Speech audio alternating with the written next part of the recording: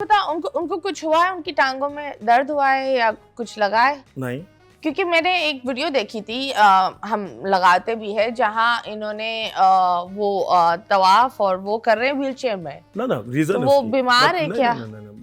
अच्छा मतीरा, ये एक बहुत बारीक क्वेश्चन है ना, ये मजहबी क्वेश्चन है। हाँ। अच्छा, तवाफ के दौरान आपको ये इजाज़त होती है कि सफ़ा मरवा में आप अगर चाहें तो व्हील चेयर पर सफ़र कर सकते हैं। अगर आपको थकावट ज़्यादा है, आपको ये डर है कि आपका उम्रा जो है वो आधा ना रह जाए, आपकी हिम्मत जवाब दे जाए, तो आपको ये इजाज़त होती है।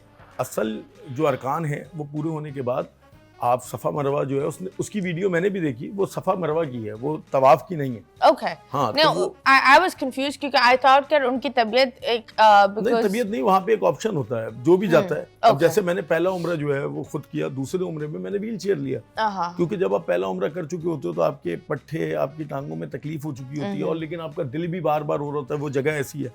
तो हो सकता है उसके दूसरे उम्रे की वो वीडियो, पहला उम्रा उसने जाते ही कर लिया हो और दूसरे उम्रे पे वो, और इस वक्त वो वैसे भी बहुत फंसा हुआ है। इस वक्त मैं यही बोल रही थी दैट उन्होंने एक अपॉलॉजी भी दी है। देखिए, अपॉलॉजी उसने दी है पाकिस्तानियों के लिए, और मैं इस बात पे किसी को उसकी ज़बान पे, उसके मसलक पे, उसकी शरई चीज़ों पे खुदारा जज ना किया करो।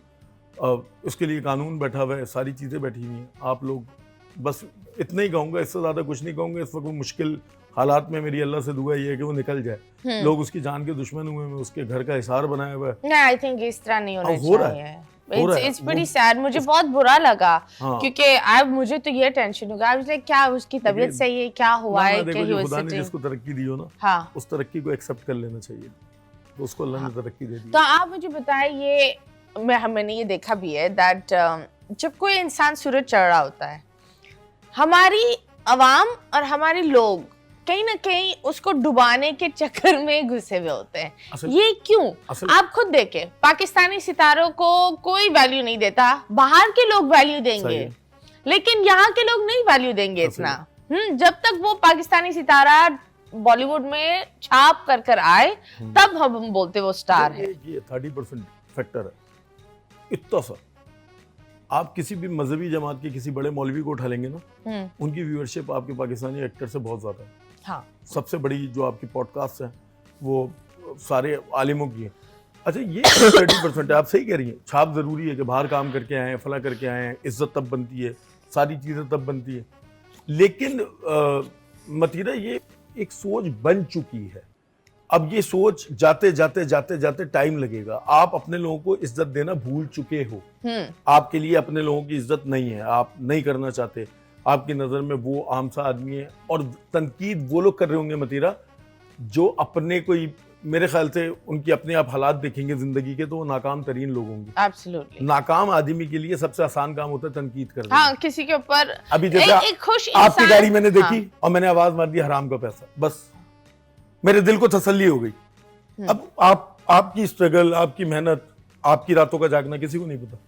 एब्सोल्युटली। और मुझे ये लगता है दैट पिछली दफा भी हमने बात की थी, जब इनकी शादी हुई थी, तब भी लोगों ने चू चू चू चू चू चू किया था। ऐसे जब किसी का एक मोमेंट होता है, हम उस चीज को तोड़ मोड़ने के चक्करों में भी चलते हैं। जिसके पास पैसा वो खर्च करता है, हाँ। जिसके पास नहीं है वो नहीं, उसकी शादी है, इंसान शादी एक दफा ही करता है, और अपने प्यार से करता है, तो पूरा दिल जान एवरीवन डज इट। आदमी ऐसा निकल के आ जाए ना, वो बोले कि इसने मुझसे पैसे लिए थे अपनी शादी के, हाँ, तो बात समझ में आया ना। या कोई बंदा बोले यार तू मुझे मेरे तो पैसे दे, लुटा रहा है, तो समझ में आता है, तो बात समझ में आती है। खैर है।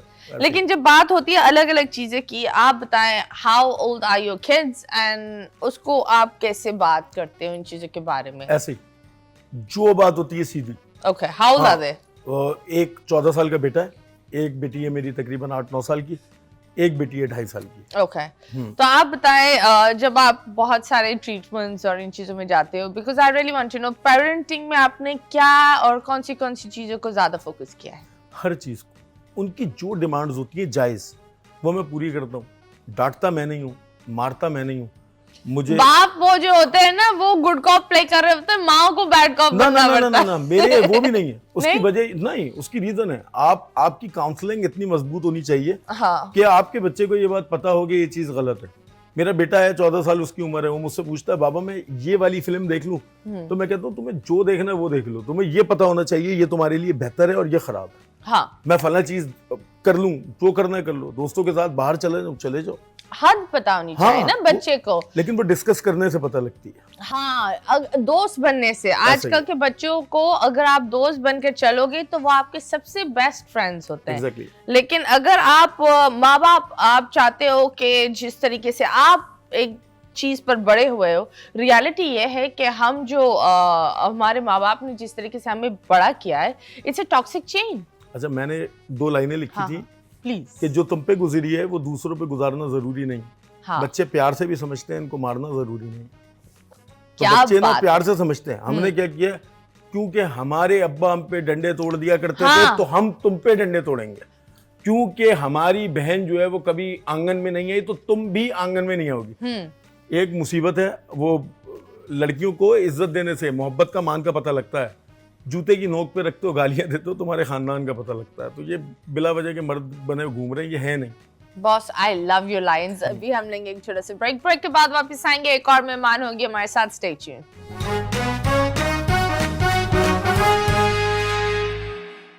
Welcome back, and yes guys, you guys are watching our show that is the 21mm. I'm your host Mathira. हमने in the beginning बहुत ही अलग बातें की, and I honestly sir I respect you a lot। और मैं ये बोलूँगी कि हर इंसान जो मुश्किल से गुजर रहा है, we are all fighting our battles। चंद लोग बताते हैं तो चंद लोग बताते नहीं है, चंद लोग दिखाते हैं तो चंद लोग दिखाते नहीं है, लेकिन हर इंसान का अपना अपना एक बैटल चल रहा होता है।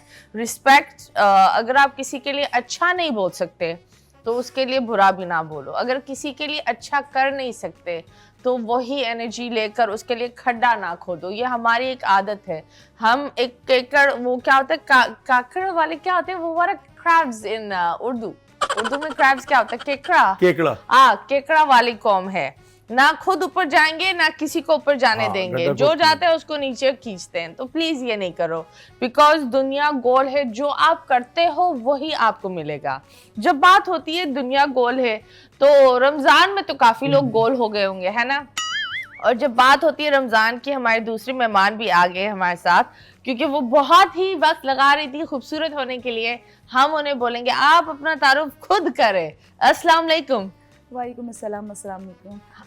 मेरा नाम बेनिशा नाम है। एज अ इन्फ्लुएंसर काम करती हूँ, एज टिकटॉकर काम करती हूँ, एज एन एक्ट्रेस काम करती हूँ। वाओ, इतने सारे काम कैसे कर लेती हो?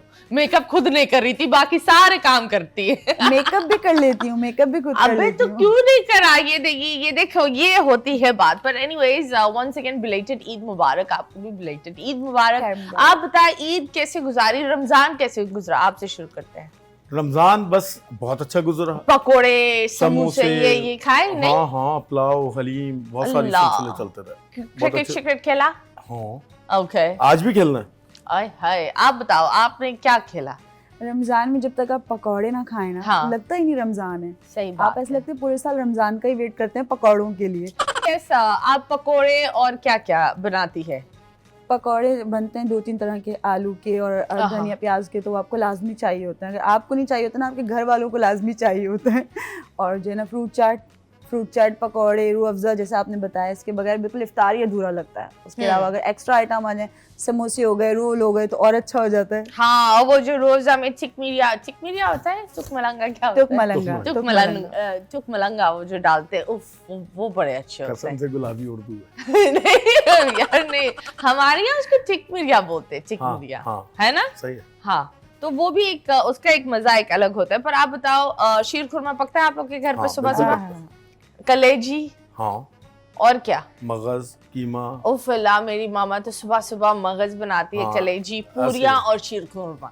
उफ, वो तो लेकिन साल में बार बार पकता है। मेरी माँ मेरा शो देखती है, बोलेगी इतनी गरीब ना बन, बार बार बनाती हूँ।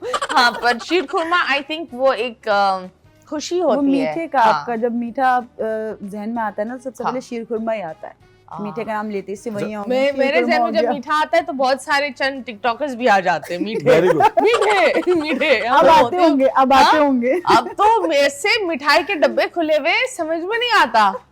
कभी कभी सीधा इंसान भी मिठाई में होता है, यू लाइक अबे तू भी अच्छा समझ में नहीं आता। मतलब ये जो बर्फी पना है ना बहुत फैल गया है। सही है। इट्स सैड बट या नहीं आप लोग अपना बर्फी पना एंजॉय करें।